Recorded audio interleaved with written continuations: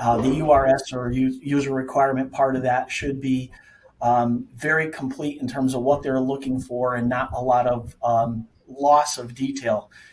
We can provide the R&D, like I said, but the level of detail is necessary on what they're looking for.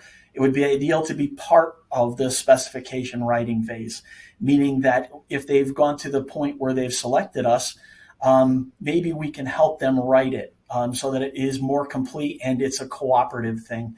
And that way it's a shared responsibility. The first thing to do is a thorough review of the proposal. Does it match the spec?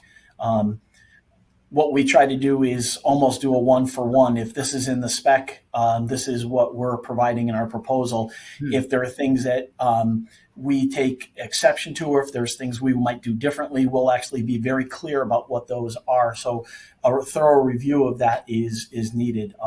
Are all your questions answered in terms of, as we touched on, the health of the company and things like that?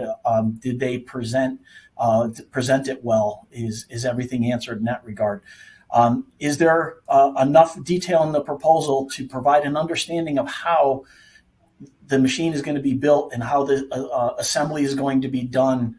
Does it match your process, or does it have the ability to provide you with enough information to say, yeah, that's the way it's going to work?